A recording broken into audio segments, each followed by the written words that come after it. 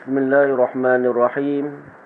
Assalamualaikum warahmatullahi ta'ala wabarakatuh. Alhamdulillahi rabbil alamin. Wa sallallahu ala sayyidina Muhammad wa ala alihi wa sahbihi tayyibin at-tahirin. Allahumma 'allimna ma jahilna wa dhakkirna ma nasina wa zidna 'ilma ونعوذ بك من حال أهل النار ولا حول ولا قوة إلا بالله العلي العظيم أذكركم وأذكر نفسي بإخلاص النية لله تبارك وتعالى ولا حول ولا قوة إلا بالله العلي العظيم ولا حول ولا قوة إلا بالله العلي العظيم. Hadirin muslimin muslimat yang dirahmati oleh Allah Subhanahu wa taala, alhamdulillah, insyaallah pada malam ini menyambung daripada perbahasan yang telah kita bahas sebelum ini. Sebelum ini kita membahaskan tentang kitab Mukhtasar Syu'abil Iman. Syu'abil Iman itu karangan Imam Al-Baihaqi rahimahullahu tabaraka wa ta'ala. Kitab yang dia sangat tebal, kitab hadis yang karangan Imam Al-Baihaqi rahimahullahu tabaraka wa ta'ala. Kemudian diringkaskan, disamerikan oleh seorang alim namanya Al-Qazwini. Dan kitab ini yang ia adalah Mukhtasar Syu'abil Iman. Kita telah membahaskan tentang syu'ab, tentang cabang-cabang iman. Dan pada malam ini kita akan sambung daripada cabang-cabang iman. Dan malam ini tiba waktunya kita membahaskan tentang cabang yang keempat.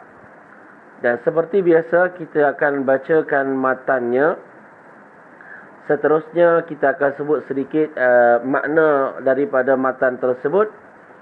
Dan kemudian kita akan mula membahaskan tentang cabang yang keempat ini. InsyaAllah pada malam ini perbahasan kita ialah berkaitan dengan iman, dengan Al-Quran Al-Karim, serta dengan kitab-kitab yang Allah Ta'ala turunkan.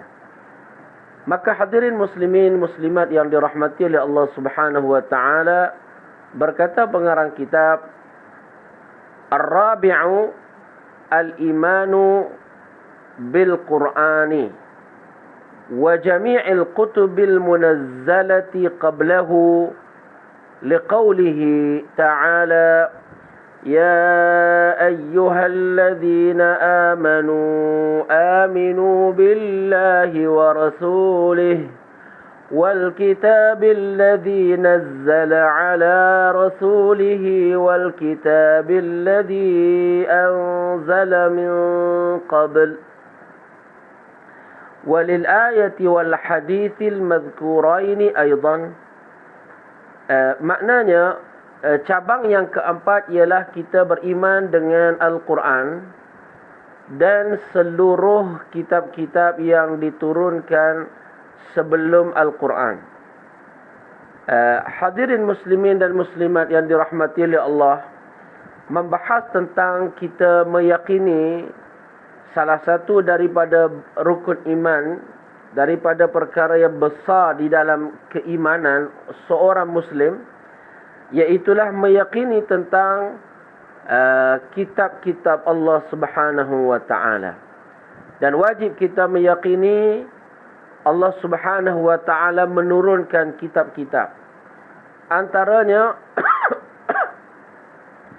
ada 4 kitab yang paling masyhur daripada kitab-kitab yang diturunkan oleh Allah Subhanahu wa ta'ala.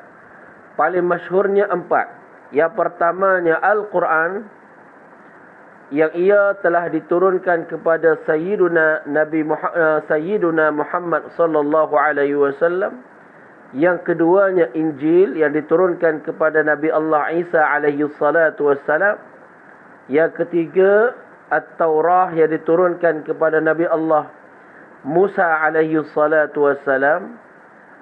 Dan yang ketiga, yang keempat ialah Az-Zabur yang diturunkan ke atas Nabi Allah Daud alaihi salatu wassalam. Jadi Ashharul Kutub, kitab yang paling masyhur sekali, 4 buah kitab ini wajib kita meyakini ianya diturunkan oleh Allah kepada para anbiya tersebut.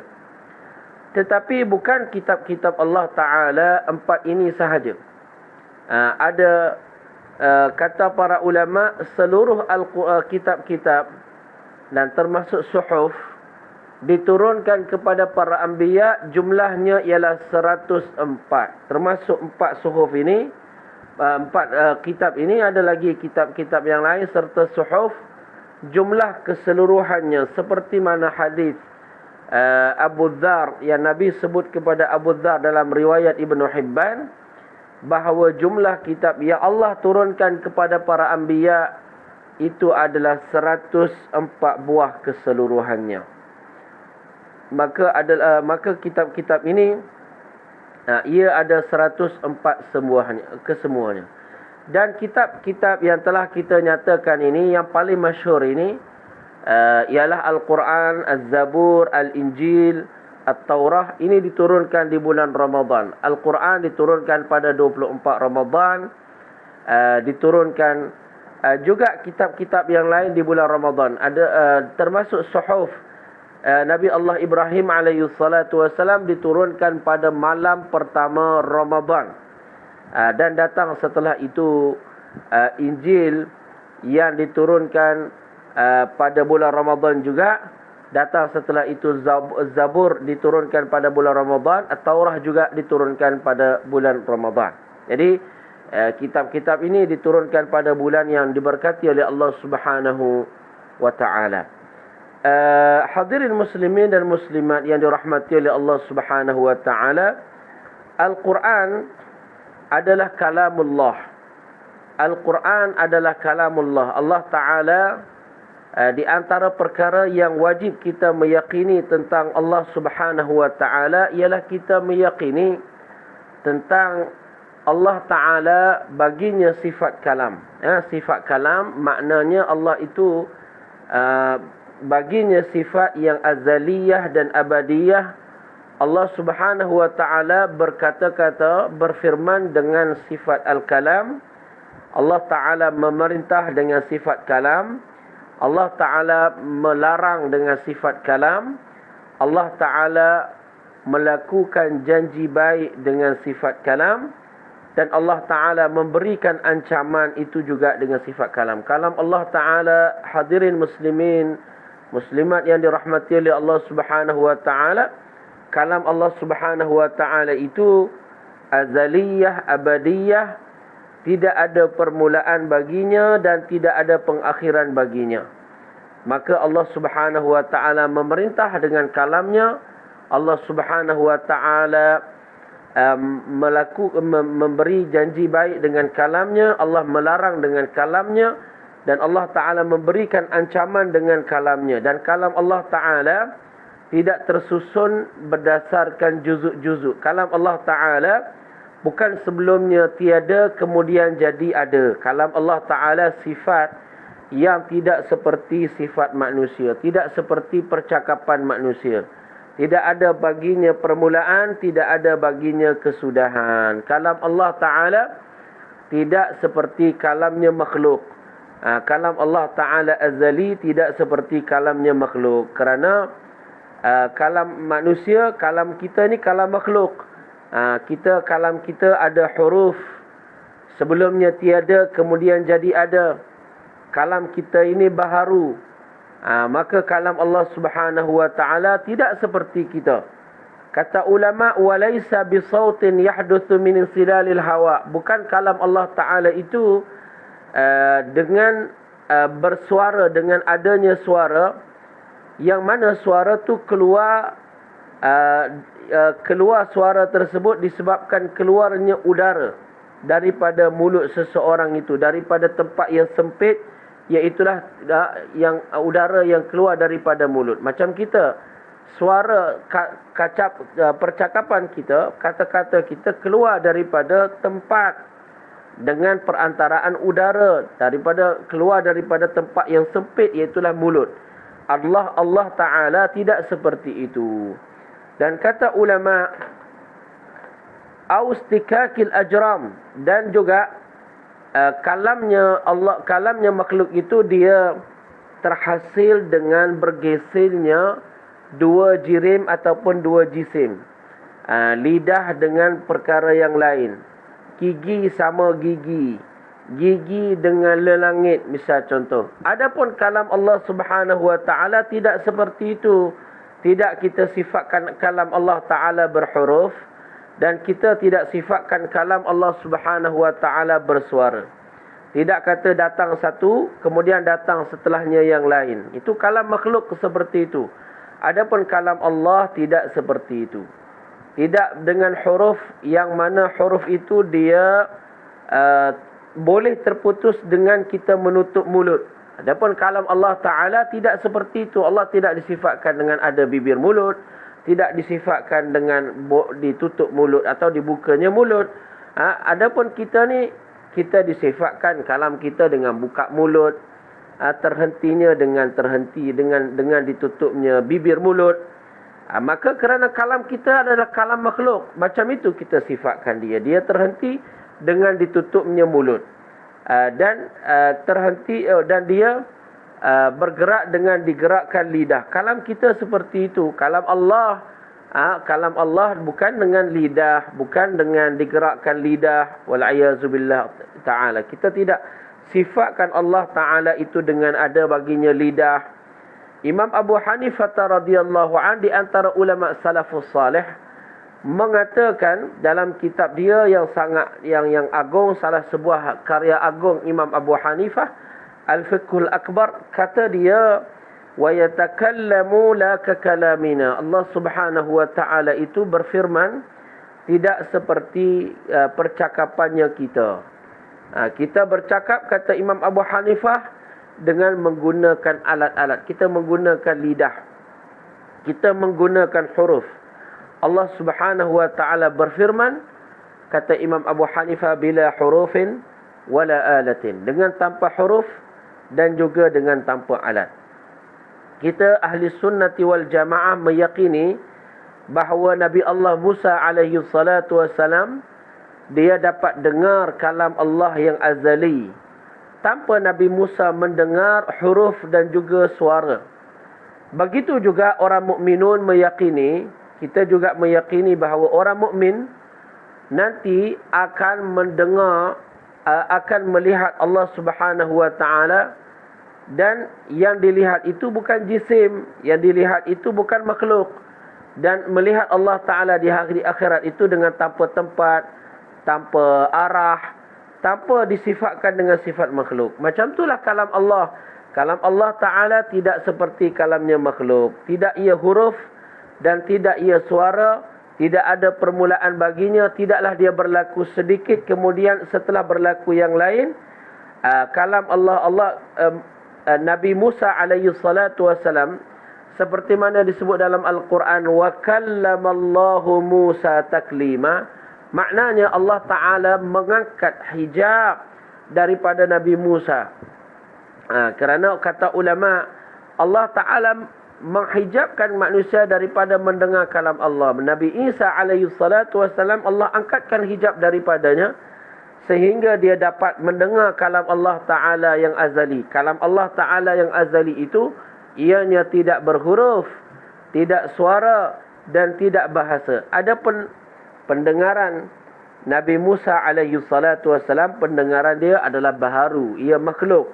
Adapun Allah Subhanahu wa taala, kalam dia, kalam Allah Subhanahu wa taala tidak seperti kalamnya kita. Orang mukminun, orang Islam, bila mana dia melihat Allah di hari akhirat, dan orang Islam di dalam syurga, Allah Taala tidak disifatkan di dalam syurga. Mereka Allah Ta'ala tidak disifatkan dengan sifat makhluk. Maka Allah Ta'ala telah jadikan pada mata kita satu kekuatan, di mana dengannya kita dapat melihat Allah Ta'ala dengan tanpa menyerupakan Allah Ta'ala dengan makhluk. Maka bila seseorang itu masuk dalam syurga, maka dia di antara nikmat yang Allah berikan kepadanya ialah dia dapat melihat Allah Subhanahu wa taala dengan tanpa menyerupakan Allah dengan makhluk, dengan tanpa Allah berada di dalam syurga, dengan apa Allah taala berada di luar syurga. Allah taala tidak disifatkan berada di dalam syurga atau di luar syurga. Tidak disifatkan Allah taala berada di dalam alam ataupun di luar alam. Tidak disifatkan Allah Subhanahu wa taala berada di dalam sesuatu atau di luar sesuatu. Kerana something yang kita sifatkan dia dengan berada di dalam sesuatu dan dia berada di luar sesuatu ialah jisim. Allah taala bukanlah jisim, maka kita tidak sifatkan Allah itu dia berada di dalam sesuatu, tidak berada di luar sesuatu. Maka begitu juga Allah taala menjadikan baginda Nabi Musa alaihi salatu wassalam, dia ada kekuatan pada pendengarannya sehingga dia dapat mendengar kalam Allah taala dengan tanpa menyifatkan Allah taala dengan sifat makhluk. Dia dapat mendengar kalam Allah yang tidak seperti kalamnya kita. Akal tidak memustahilkan bahawa dapat seseorang itu mendengar kalam Allah taala yang ia tidak berhuruf dan tidak bersuara. Sebagaimana akal tidak memustahilkan nanti di hari akhirat dapat melihat Allah taala. Allah taala bukan jisim. Allah taala tidak dilihat berada di satu tempat. Allah taala tidak dilihat berada di dalam alam atau di luar alam, di dalam syurga atau di luar syurga. Allah taala dilihatnya Allah taala oleh orang mukmin di dalam hari akhirat dengan tanpa ada jarak di antara yang melihat dengan yang dilihat. Kerana yang dilihat itu bukan jisim. Maka kalam Allah Subhanahu wa taala, sifat dia yang azali, kalamnya yang azali yang ada pada zatnya itu tidak huruf yang datang secara berturut-turut seperti mana kalam kita. Kalam kita kan, kalau kita bercakap, kita cakap dengan satu huruf, kemudian datang huruf yang lain, kemudian datang huruf yang lain, kemudian cakapan kita ini dengan suara.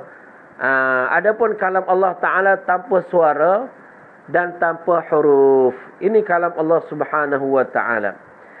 Apabila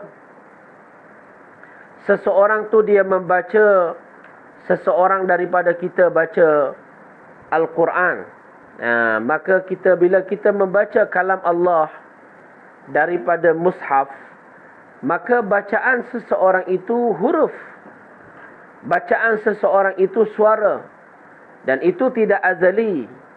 Maka apa makna kata-kata ini? Bila ulama kata bila seseorang itu dia baca Al-Quran, kita baca itu, yang kita baca tu kalam Allah taala. Bila seseorang tu dia buka mushaf, kemudian mula dia baca, maka yang dia baca itu disebut dia dengan kalam Allah taala. Dan bacaan orang yang ia baca daripada mushaf itu disebut dia huruf, disebut dia suara, dan ia tidak azali. Apa makna ni? Perlu kepada sedikit penjelasan. Kata ulama, kalam Allah yang azali, pertama kita hendaklah tahu dan kita meyakini bahawa kalam Allah yang azali ia tidak berhuruf, tidak bersuara. Sifat yang ada pada zat Allah taala kita namakan dia dengan kalam Allah. Kalam Allah maka kalam Allah taala kalam Allah Subhanahu wa taala tidak berhuruf, tidak bersuara.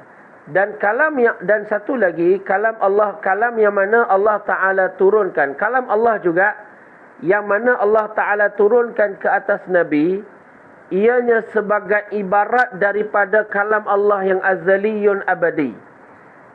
Kalam itu dia ada suara, diturunkan kepada Nabi dengan bahasa Arab. Diturunkan dengan bahasa Arab, ada susunan-susunannya dengan bahasa Arab. Dan kalam itu yang diturunkan kepada Nabi dan diturunkan dia oleh Jibril alaihi salatu wassalam, maka kalam itu adalah makna kepada kalam Allah yang azali, yang tidak berhuruf, yang tidak bersuara, yang tidak berbahasa. maka maka ia adalah Al-Quranul Karim. Yang kita membahaskan tentang cabang iman pada malam ini, kita membahaskan tentang keimanan kita dengan Al-Quranul Karim. Yang ini yang ia diturunkan kepada Nabi Muhammad sallallahu alaihi wasallam. Maka yang diturunkan yang merupakan lafaz-lafaz itu yang diturunkan kepada Nabi Muhammad daripada Lauhul Mahfuz oleh Jibril. Allah perintahkan Jibril alaihi salatu wasalam supaya ambil segala Al-Quranul Karim, yakni lafaz-lafaz yang tercatat pada Lauhul Mahfuz, diturunkan kepada Rasulullah sallallahu alaihi wasallam. Yang diturunkan itu lafaz-lafaz munazzal. Lafaz-lafaz munazzal itu juga disebut dia dengan kalamullah. Disebut dia dengan kalamullah. Walaupun dia dengan bahasa Arab. Kalau seseorang kita baca, misal contoh kalam lafaz munazzal,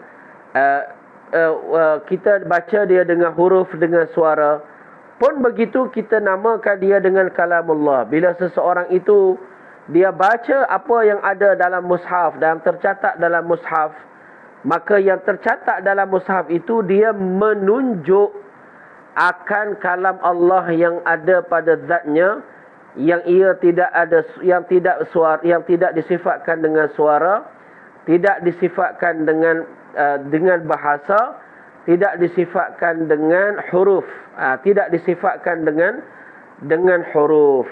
Maka bila salah seorang kita membaca apa yang tercatat pada mushaf, memang bila kita baca di situ ianya ada huruf, dan ia adalah lafaz-lafaz yang sebenarnya diturunkan oleh Jibril alaihi salatu wassalam pada malam Lailatul Qadar, pada 24 hari bulan Ramadan ketika itu, diturunkan di Baitul Izzah seluruh lafaz-lafaz yang ada dalam Al-Quran. Kemudian daripada situ lafaz-lafaz ini diturunkan, setelah diturunkan di Baitul Izzah, diturunkan kepada Rasulullah kemudiannya oleh Jibril alaihi salatu wassalam secara beransur-ansur, sedikit demi sedikit.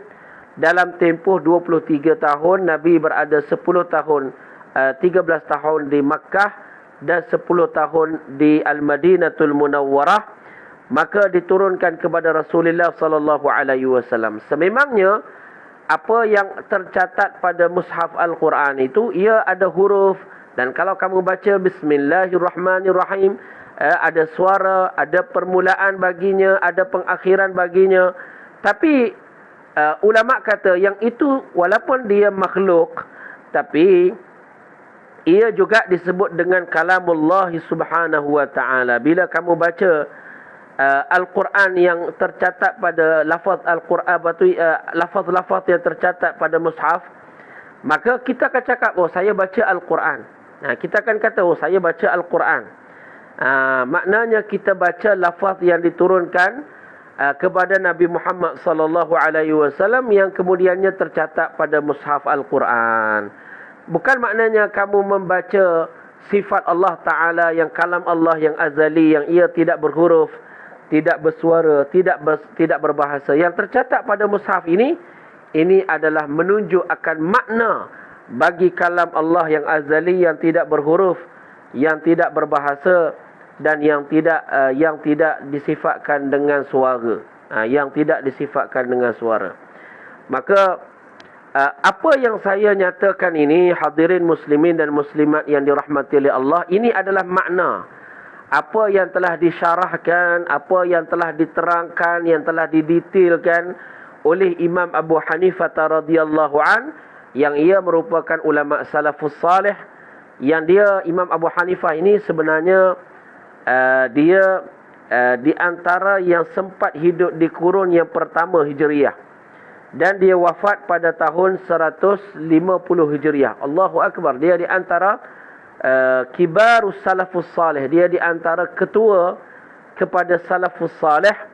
Dilahirkan pada akhir kurun yang pertama Hijriah. Dia dilahirkan pada tahun 80 Hijriah. Dan Imam Abu Hanifah wafat pada tahun 180 Hijriah.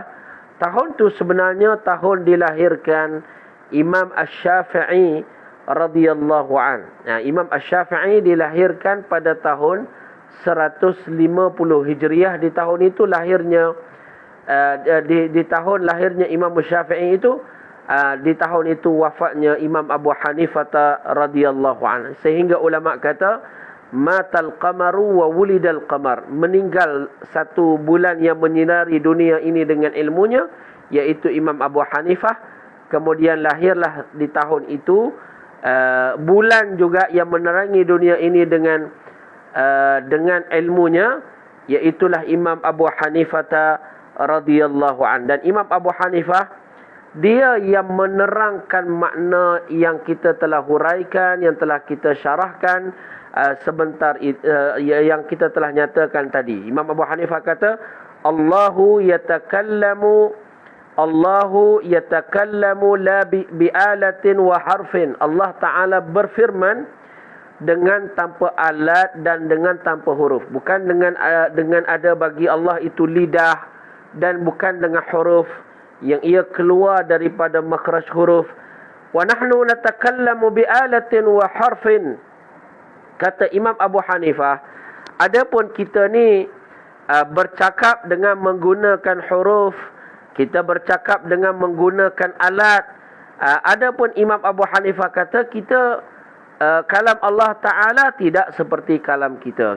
Kalam kita itu dengan alat, dengan lidah, dengan ada dua bibir, dengan adanya anak tekak, dengan keluar huruf yang ia keluar daripada makhraj huruf, keluar sebahagian makhraj huruf keluar daripada khayshum, pangkal hidung, ada sebahagiannya keluar daripada bibir, ada sebahagiannya keluar daripada halqum, dan begitulah seterusnya. Cakapan kita huruf demi huruf. Adapun Imam Abu Hanifah kata wallahu mutakallimun bila alatin wala harfin. Allah Ta'ala itu kita sifatkan dia dengan kalam.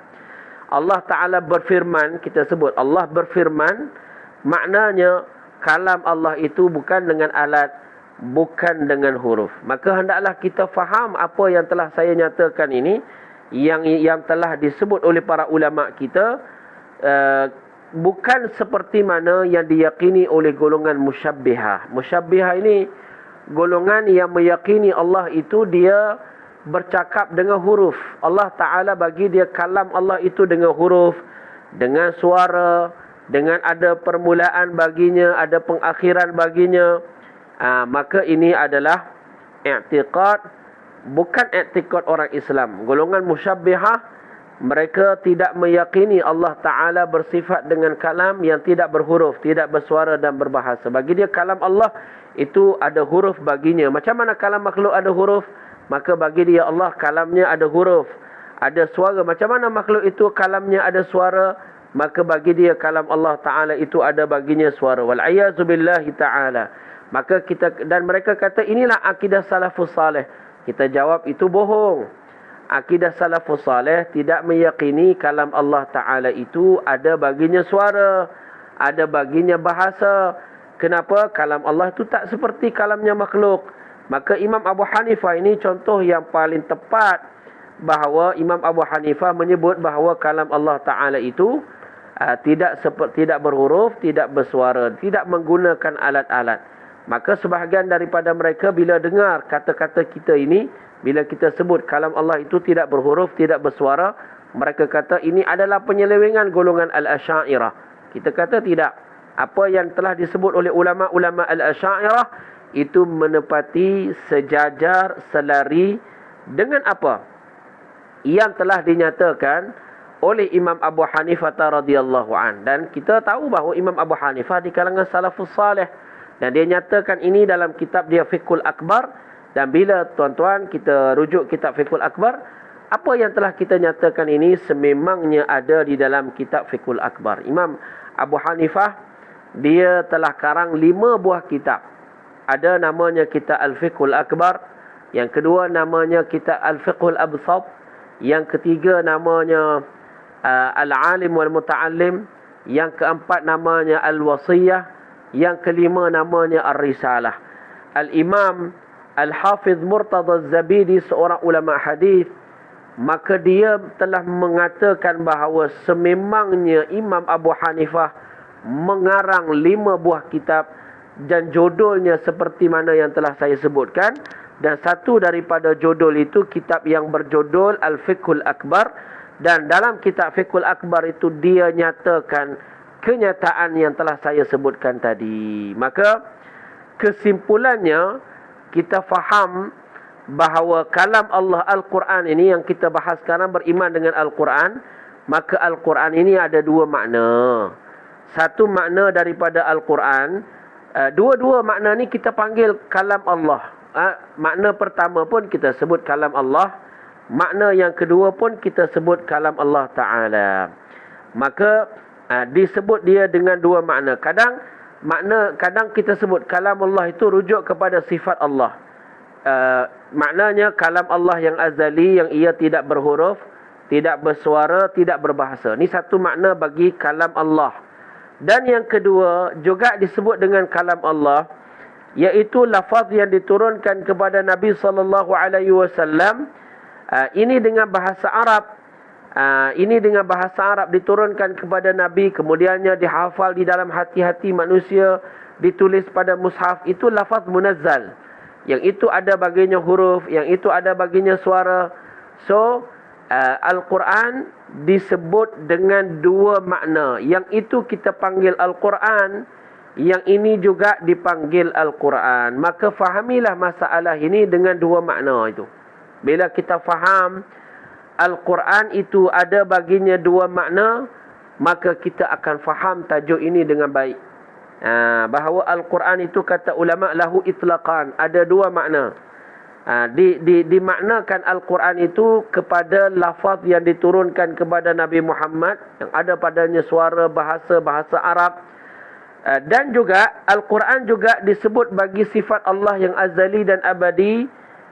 Kalam Allah yang azali yang abadi, yang tidak berhuruf, yang tidak bersuara, yang tidak berbahasa, yang tidak disifatkan dengan bahasa Arab dan bahasa-bahasa yang selainnya. Maka hadirin muslimin dan muslimat yang dirahmati oleh Allah Subhanahu wa taala. Misal contoh dalam surah Al-Isra, Allah Taala sebut fa idza qara'tal Qur'an. Di sini Quran di situ dengan makna lafaz munazzal. Apabila kamu membacakan Al-Quran, di sini maknanya Quran di situ dengan makna lafaz munazzal.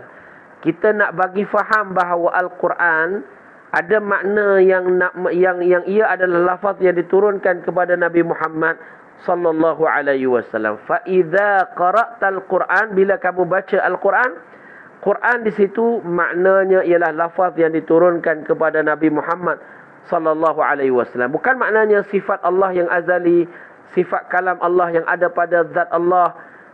Bukan maknanya ayat itu bila kamu membaca sifat Allah. Bukan, tak betul tu. Kalau kita tak faham Al-Quran itu ada 2 makna, maka kita bawa kepada banyak ayat-ayat Al-Quran kita tidak faham dengan makna yang betul.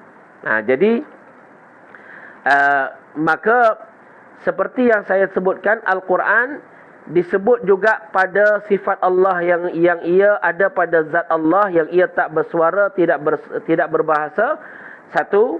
Dan kalam Allah dan Al-Quran juga disebut kepada lafaz yang diturunkan kepada Nabi Muhammad, yang ia bersuara, yang ia berbahasa, dan ia ada permulaan baginya, ada kesudahan baginya.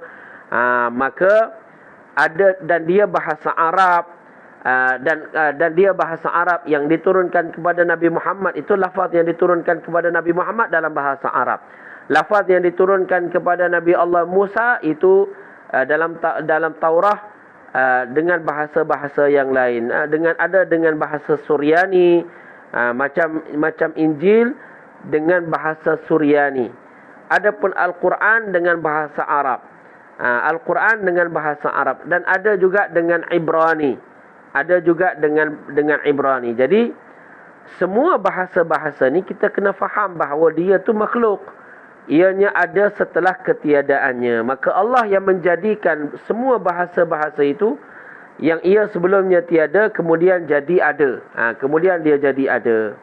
Maka hadirin muslimin dan muslimat yang dirahmati oleh Allah Subhanahu wa taala, Maka kesimpulan daripada apa yang saya ingin sebutkan di sini, kita meyakini bahawa Quran itu dengan ada dua makna. Taurah itu ada dua makna. Zabur itu ada dua makna. Injil itu ada dua makna. Pertama, dia rujuk kepada sifat Allah, yang mana yang rujuk kepada kalam Allah yang ia tidak berhuruf, tidak bersuara dan tidak berbahasa. Dan ia juga rujuk ke, itu satu makna. Yang kedua rujuk kepada ia rujuk kepada lafaz yang diturunkan kepada Nabi Muhammad. Maka diturunkan kepada Nabi Muhammad itu dengan huruf, dengan suara, lafaz-lafaz yang dibaca oleh orang Islam dengan lidah-lidah mereka, yang dihafal di dalam hati-hati mereka, yang dicatat pada mushaf, yang dibaca ada permulaan, ada pengakhiran, dengan Al-Quran dalam bahasa Arab, dan kitab-kitab yang lain itu sebahagiannya dengan bahasa Suryani, dengan bahasa Ibrani. Maka semuanya ini bukan bikinan Nabi, bukan bikinan malaikat, tetapi ia adalah ibarat makna bagi kalam Allah Subhanahu wa taala yang azaliyun abadi. Saya akan beri contoh-contoh ini.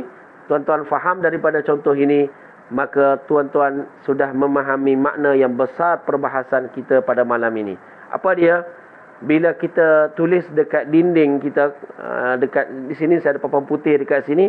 Kalau ditulis pada papan ini alif lam lam ha, yang ia adalah Allah. Kalau orang tanya apa tu, kita cakap Allah. Tapi adakah ini maknanya bila kita kata kita menyembah Allah? Adakah kita menyembah huruf-huruf yang ia alif lam lam ha ini? Tidak, tak betul. Tapi kalau orang tanya, apa itu yang kamu tulis? Itu Allah. Apa maknanya sebenarnya? Maknanya itu lafaz. Ia ibarat menunjuk akan Allah yang kita sembah dengan sebenar-benarnya. Adapun itu bukanlah Tuhan yang kita sembah bila kita salat, bila kita beribadah, menyembahnya bukanlah ini yang ia alif lam lam ha. Tetapi dia ibarat menunjuk akan kalam Allah yang azaliyun abadi. Contoh lain. Misal contoh dekat sini kita tulis, misal contoh kita lukis apple, misal contoh. Dekat dinding ni lah kita lukis apple. Kalau orang tanya tu apa? Saya jawab itu apple. Adakah itu apple yang ia masam manis, yang ia lazat, yang ia dibuat jus?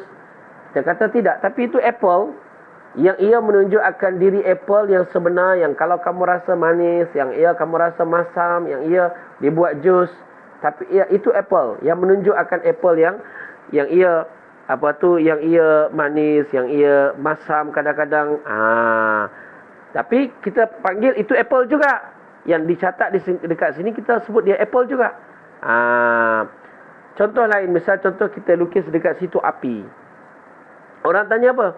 Api. Kita akan kata itu api. Tapi adakah itu api yang membakar sehingga tempat ini, madrasah ini terbakar disebabkan dia? Tak.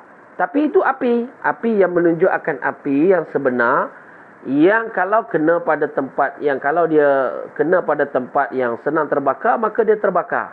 Maka macam itulah yang tercatat pada mushaf, yang ia lafaz munazzal. Kalau orang tanya kepada kita, apa ni? Kita kata kalam Allah. Tapi ada huruf, ada suara, na'am, ada huruf, ada suara, ada bahasa Arab, ada permulaan, ada pengakhiran. Tapi dia menunjuk akan kalam Allah yang azali dan abadi, yang tidak berhuruf, yang tidak bersuara dan tidak berbahasa. Yang ini pun kita sebut dia dengan kalam Allah, yang itu pun kita sebut dengan kalam Allah. Lafaz sifat Allah, sifat yang ada pada Allah, yang ia sifat kalam Allah, yang ia tidak berhuruf, bersuara dan berbahasa, itu disebut dia dengan Al-Quran. Dan ini juga yang tercatat pada mushaf, yang ada huruf, ada suara, yang kalau kita baca ada permulaan, bila kita berhenti dia ada pengakhiran. Maka itu juga disebut dia dengan kalamullah, disebut dia dengan Al-Quran. Ini dinamakan dengan Al-Quran, yang itu pun dinamakan dia dengan Al-Quran. Maka hadirin muslimin dan muslimat, saya telah simpulkan apa yang dibahaskan oleh ulama-ulama kita dengan perbahasan yang panjang lebar tentang isu-isu yang rumit berkait dengan kitab-kitab Allah Subhanahu wa taala, Al-Quran dan sebagainya, bagi menjawab isu mihnatul Quran di zaman dahulu yang pernah menjadi perdebatan di zaman Imam Ahmad bin Hanbal. Dengan apa yang telah saya nyatakan tadi, ia adalah kesimpulan daripada pegangan ulama salafus salih dan juga pegangan ulama-ulama yang datang setelah itu. Dan inilah akidah seluruh para anbiya, seluruh para para muslimin. Jadi saya kira sampai di sini perbahasan kita tentang cabang iman yang keempat. InsyaAllah tajuk yang menanti pada pertemuan yang akan datang, tajuk yang sangat penting, tajuk yang berkait dengan kehidupan kita, yang ia tentang takdir Allah Subhanahu wa taala. Kita membahaskan kitab Syu'abil Iman, yang ia ringkasan daripada kitab Imam Al-Baihaqi. Syu'abil Iman ni kitab Imam Baihaqi, dan kitab ini kitab yang ia ringkas daripada kitab tersebut dikarang oleh Syekh Abdul Qasim Umar bin Abdul Rahman Al-Qazwini Asy-Syafi'i. Sangat bermanfaat, dan kita akan berjumpa pada pertemuan yang akan datang membahaskan tentang beriman kepada qada dan qadar Allah Subhanahu wa taala. Penting kita memahaminya dengan konteks perbahasan Al-Quran dan hadis Rasulullah sallallahu alaihi wasallam, dan juga perbahasan dan huraian daripada para ulama-ulama. Kita menelusuri kitab-kitab Taurat kita ini dengan kefahaman yang tuntas dan yang betul. Sampai di sini aqulu qawli hadza, barakallahu fikum wa ahsanallahu ilaikum wa jazakumullahu khairan katsira. Assalamualaikum warahmatullahi wabarakatuh.